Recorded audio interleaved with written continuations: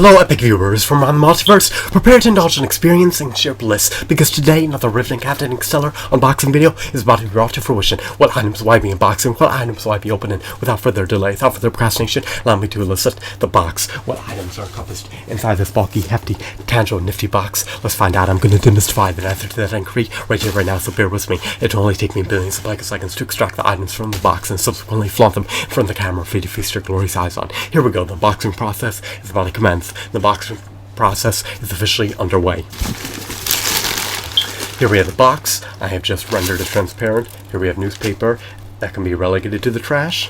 And of course we have the action figures that are confined to the bowels of the box. However, the box is about to be devoid of action figures, so just bear with me. This will take billions of picoseconds.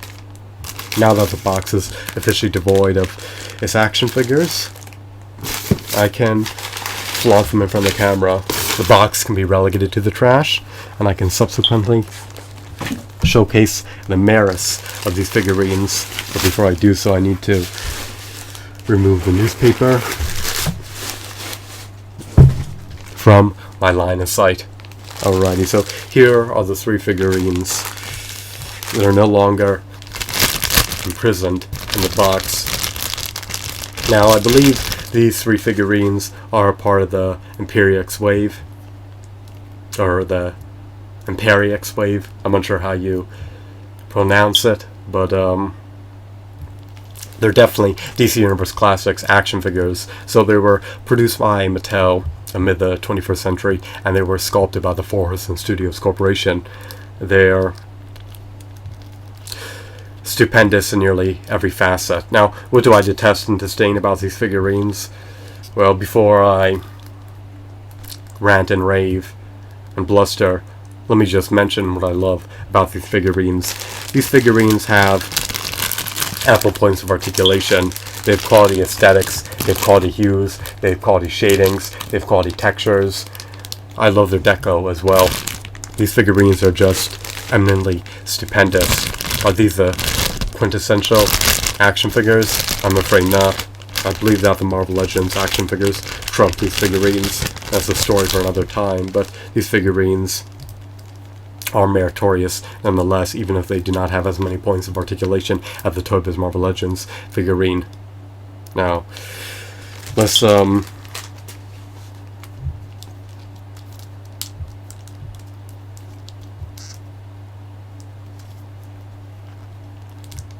pinpoint the shortcomings of these figurines. Now, as you can tell, this particular character lacks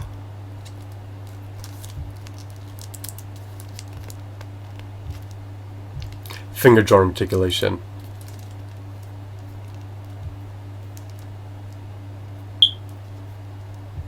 Let me revamp that. This particular character lacks even a modicum of finger joint articulation. In other words, he can never articulate his fingers. His fingers are pre-posed or relegated to the poses you see vicariously through my camera lens, or through my YouTube channel video. I would have preferred if he had two fisted hands. His fingers are semi-clenched together, which is the second best hand pose, in my opinion, if a figurine lacks fisted hands. Of course, there's a gaping aperture between his fingers. That's conspicuous, that's noticeable, but it allows you to slide these little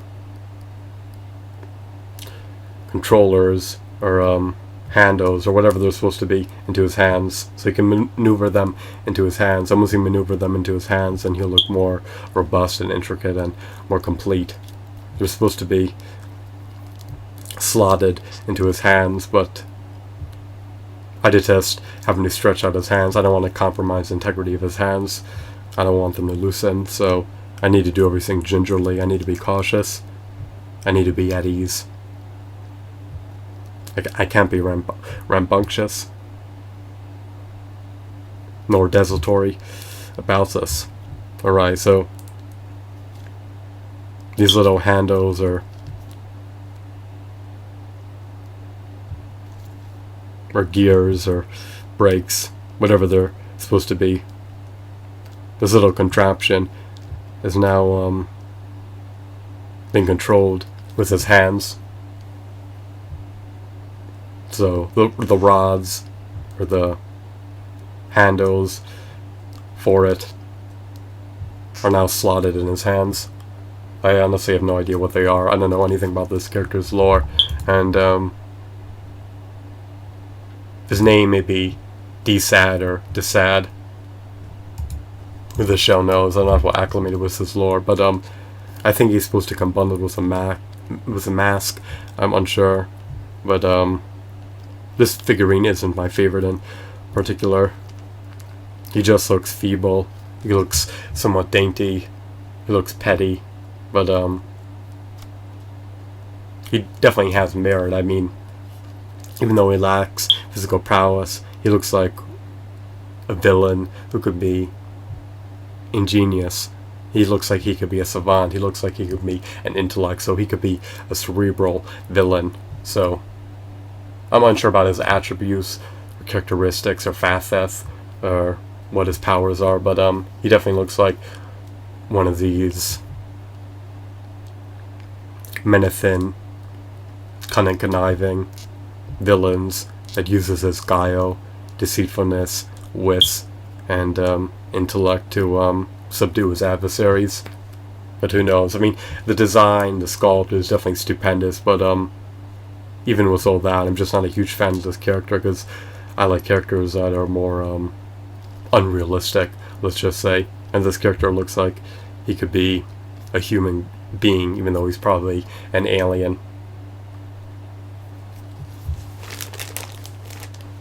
Let's move on. So here we have another character.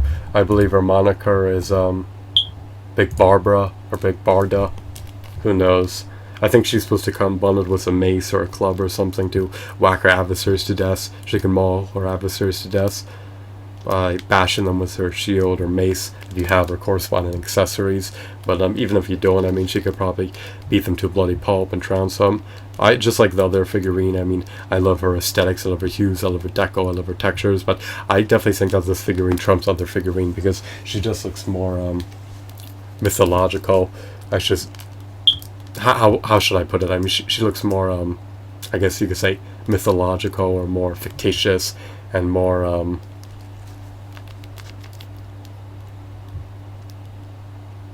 and more like an Amazon rather than a nerd or a savant.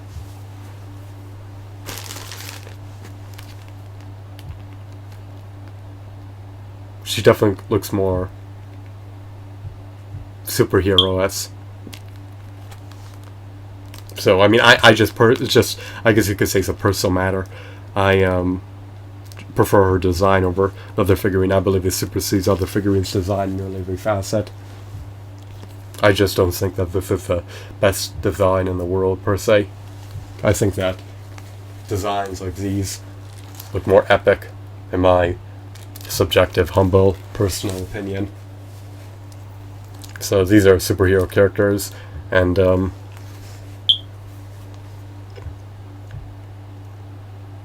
designs are more robust for superhero characters such as these than for antagonists such as this particular individual.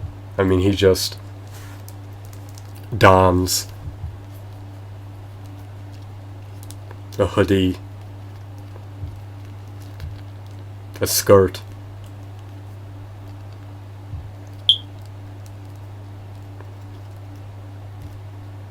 and a wardrobe that's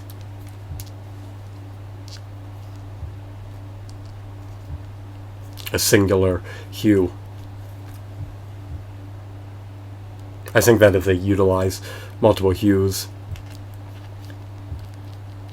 on his main attire, that it would have truly embellished the figurine. But since his main attire lacks multiple hues, it just renders him to be bland. beneath his skirt. He has disparate hues, but they're obscured by his skirt, so they're not very noticeable or prominent. So I don't know, I just think that the design could have been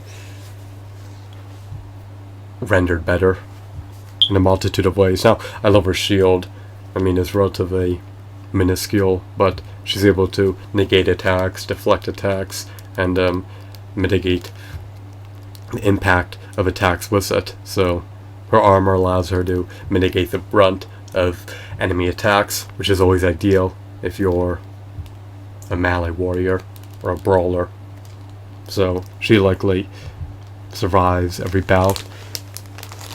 And then of course the last character that was in the box is apparently the variant of Steppenwolf. I'm not sure if that was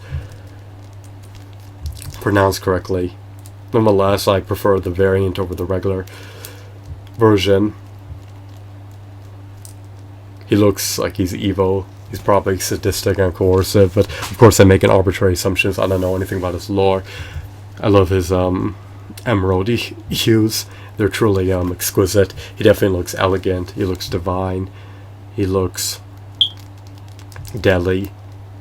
He seems to be a swordsman, so he deserves his accolades for being able to wield swords and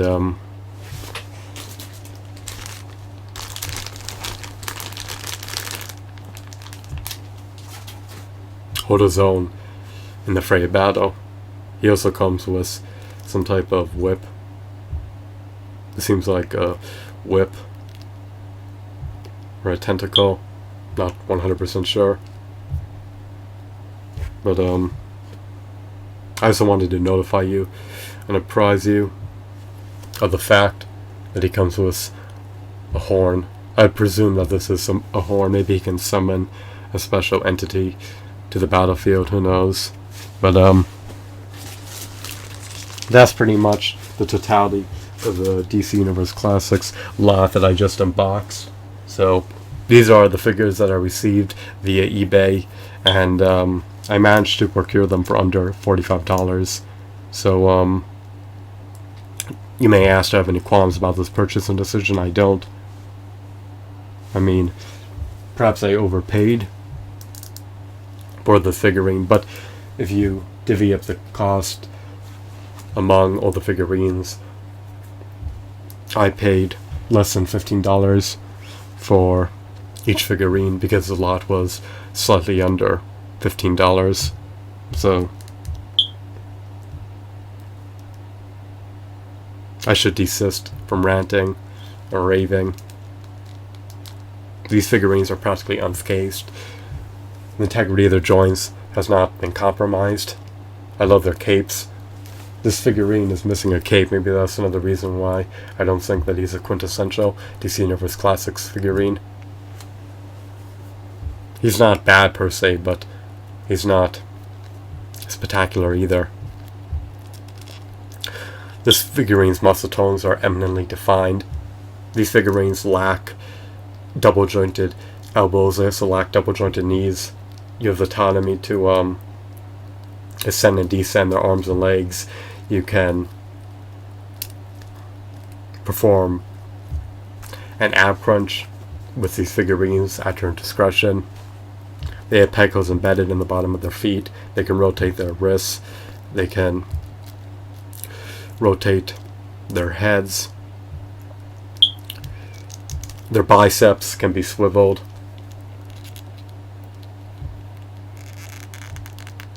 Their skirts encumber their leg articulation, which is unfortunate, but it doesn't really matter. They can be placed into nearly any dynamic pose that you can conceive of, and a commonality between all these figures, or a common theme, is that all of them have hands that consist of fingers which are semi-clenched together. So all of their fingers are semi-clenched together rather than fully clenched together, or rather than being fully open. So I guess they're all meant to wield certain items. Who knows? But I can't really complain. I mean,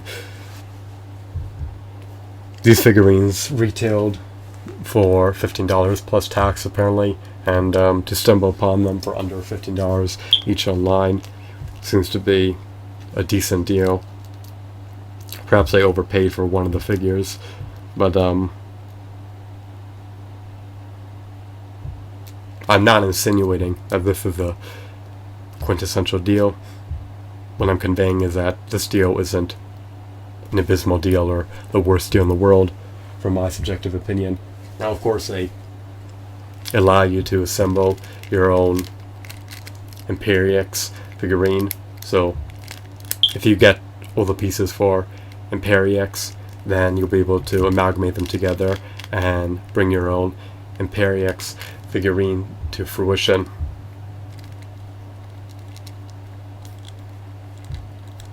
I love Imperiex. He's quite epic, he's quite stupendous, and the only way you can get those appendages is if you buy these figurines new, or if you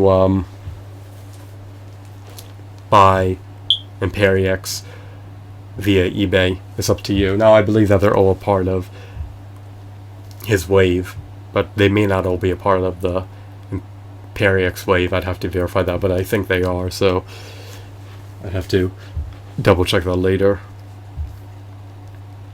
But if they are part of his wave, then you can buy them new and get 3 of the pieces if you buy these 3 figurines new, or you could buy these figurines used, not get his pieces, or you could try to find a lot that consists of every figurine in the Imperiex wave, include an Imperiex. So it's up to you. Implement decisions based on your volition. Don't allow anyone to persuade you or dissuade you to buy anything. I love the fact that this character can subdue others by utilizing his technologies. I love the fact that this character can overpower her adversaries with brute force. I love the fact that this character is adept and skillful in the use of weapon combat.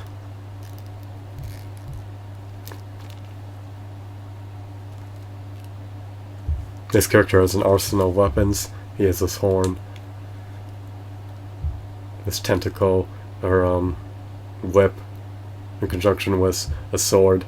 And perhaps if you get him new, he'll come bundled with more items. So their corresponding accessories.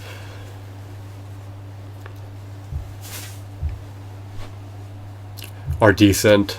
They're comprised of either rubber or plastic, and they have decent details to them.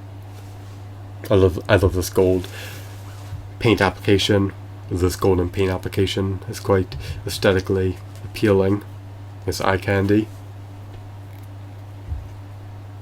And I've flaunt these figurines on my shelf. They stand roughly 6 inches tall, and they coincide eminently well with a 6-inch action figure collection. So, in retrospect, in hindsight, you really can't go wrong buying DC Universe Classics figurines if you're an avid about DC Universe fan, and if you relish action figures. These figurines are just marvelous. I just would have preferred if this figurine was more robust and intricate and had more details, but he's not bad. I mean, you can see the creases in his skirt, you can see his technologies, you can see his contraption, you can articulate his legs and his arms, irrespective of the limitations appertaining to this figurine. Remember, his skirt impedes his movements, and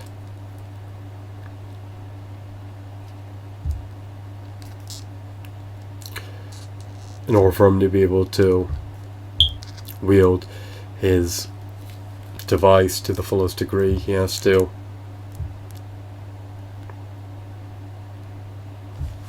desist from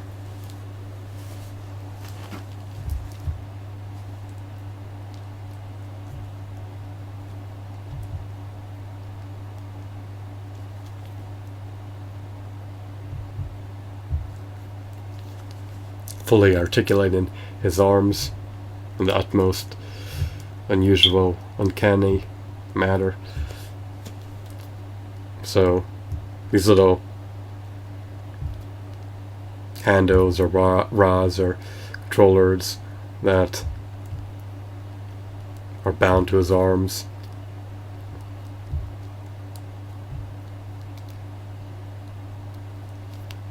truly modify his appearance and render him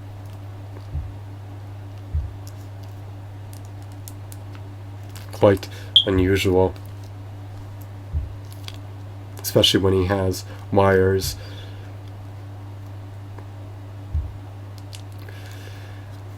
entangled around his arms.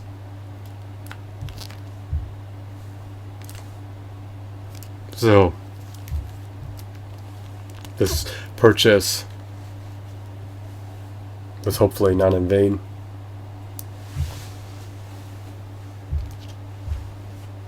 I hope that you found this video to be insightful and enthralling. I'm done tampering with my figurines. I don't want to compromise their joints. I hope that you also found this video to be intriguing. Have a wonderful, marvelous day. Goodbye.